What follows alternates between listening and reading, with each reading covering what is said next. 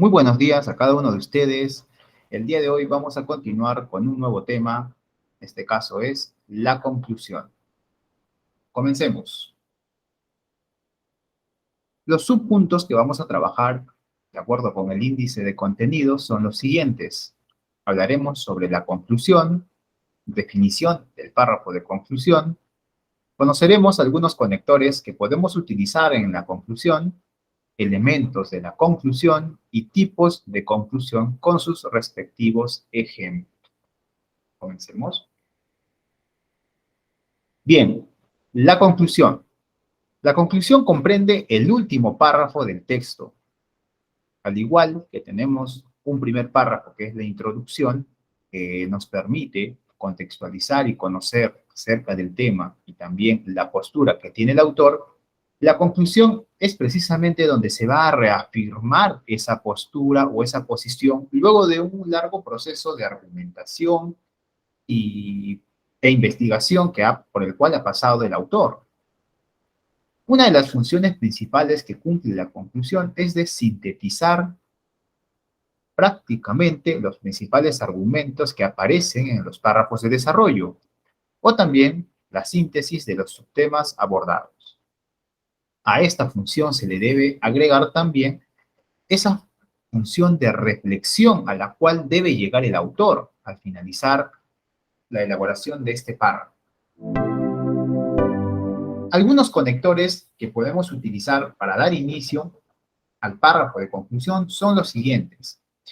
Para finalizar, en conclusión, para terminar, en definitiva, por ello se concluye que, en resumen, por ende, en síntesis, por último, entonces, resumiendo, es por eso, resumiendo las ideas, finalmente, resumiendo lo expuesto, para concluir, sintetizando ideas, para culminar la idea, son algunos de los conectores que podemos emplear al inicio del párrafo de conclusión. ¿Cuáles son los elementos que constituye la conclusión? Existen en realidad tres elementos fundamentales. El primer elemento es la reiteración de la tesis, el segundo, el resumen de los argumentos y el tercero, la reflexión, comentario personal. La reiteración de la tesis no es más que repetir la tesis que se planteó inicialmente en la introducción.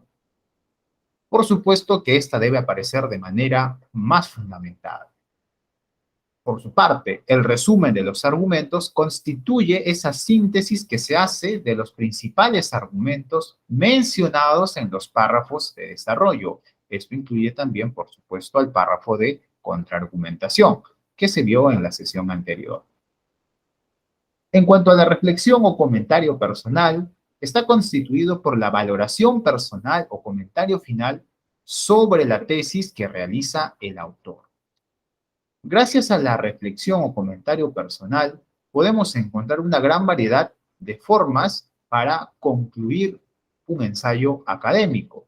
Y es que la tipificación de los párrafos de conclusión se realizan a la forma o a las estrategias que emplea el autor para culminar o alcanzar esa reflexión final. De este modo, encontramos a los diferentes tipos de conclusión. Conozcamos alguno de ellos. El primero es la conclusión con propósito. La conclusión con propósito puede definirse como esa conclusión donde se realiza un comentario final con el objetivo de expandir el tema más allá de los límites del texto. De esta manera, puede llevarse a cabo más de un modo de observación final. Los propósitos, sin duda alguna, pueden ser diferentes. Puede realizarse un propósito vinculando lo más importante o relevante que se tiene del tema tratado. Puede realizarse una conclusión también dando a conocer el deseo o el mensaje personal que tenemos como autores. ¿Qué es lo que nosotros esperamos? Puede realizarse también una conclusión con propósito a partir de ciertas recomendaciones o expectativas a las cuales apunta el texto. Básicamente son varias las formas en que se puede elaborar una conclusión con propósito. Veamos un ejemplo.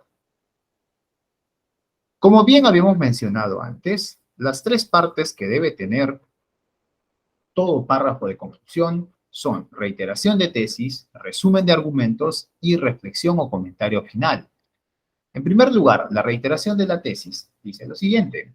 En conclusión, el texto ha expuesto los peligros que corren los medios de información a causa de la censura y la manipulación que llevan a cabo algunos sistemas autoritarios. Como podemos ver aquí, se ha reiterado lo planteado en la tesis anteriormente. Se hace una síntesis o resumen de los argumentos. Por un lado, se observó que, para no perjudicar su poder, los políticos involucrados en regímenes totalitarios tachan o censuran la prensa incómoda para el gobierno. De otra parte, se señaló que otra forma de asegurar su dominio se daba a través de la propaganda, en la cual las opiniones se forman por medio de información falsa o unilateral. Como podemos ver, se ha sintetizado dos argumentos principales. Sin embargo, el autor podría sintetizar tres o cuatro dependiendo en gran medida de la extensión que tenga su ensayo académico. Esto es totalmente variable. No existe una norma que indique que debería solamente sintetizarse dos, pero como mínimo ha de ser dos. Continuamos. El último componente o elemento de la párrafo de conclusión es la reflexión o comentario final. El texto dice lo siguiente: es esencial comprender la importancia que tienen estos medios, dan forma a la imagen actual de la realidad, son parte de nuestra vida diaria y ejercen una enorme influencia en la opinión pública. La libre circulación de la información es base y condición para una vida en democracia. Por ello, no olvidemos que solo bien informados podremos tener una mirada crítica de la política desarrollada en nuestro entorno social. Como podemos observar, lo que se ha buscado en esta reflexión o comentario final es darle un realce a la importancia que tiene la información en nuestra vida cotidiana. Este es un ejemplo de conclusión con propósito.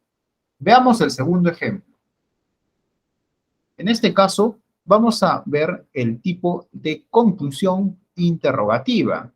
Su objetivo es básicamente plantear interrogantes.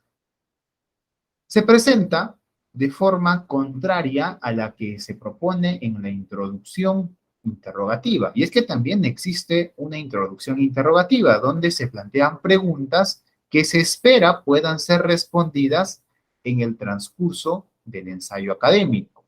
Sin embargo, las interrogantes que aparecen en el párrafo de conclusión no pueden ser desarrolladas en el transcurso del párrafo del ensayo académico porque prácticamente con estas culmina. Entonces el objetivo es generar una reflexión más allá o extralingüística a la lectura que se hizo del ensayo académico.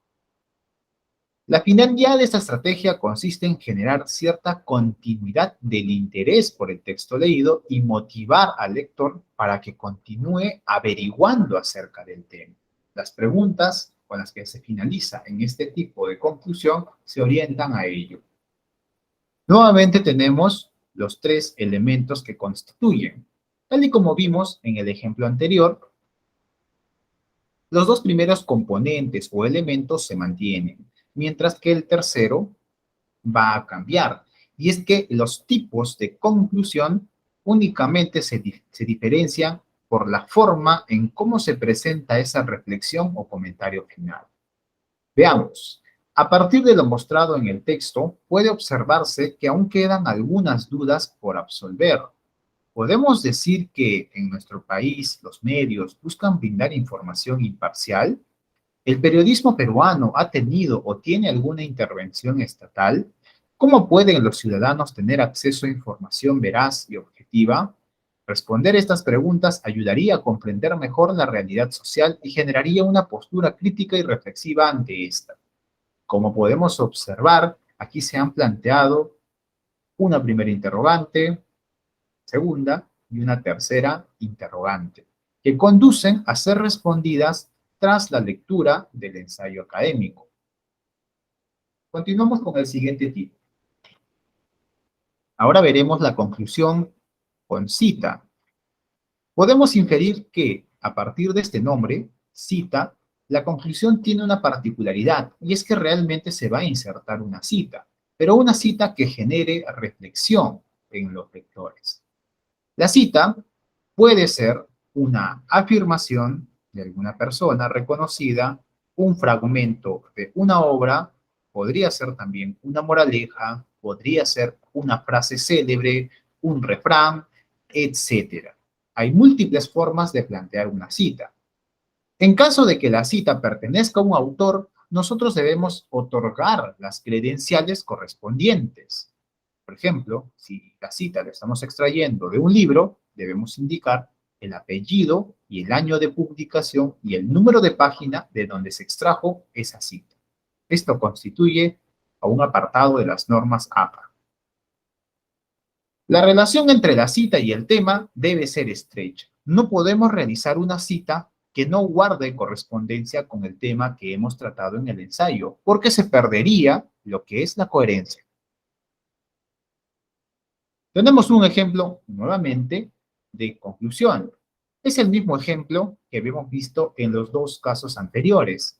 Dado que la reiteración de la tesis y el resumen de los argumentos se mantienen, aquí no hay una alteración del tipo de conclusión, sino únicamente la variación se va a dar en el último elemento, que es la reflexión o comentario final. Veamos cómo inicia aquí. Al respecto, Mario Vargas Llosa señaló: todas las dictaduras de derechas y de izquierdas practican la censura y usan el chantaje, la intimidación o el soborno para controlar el flujo de información.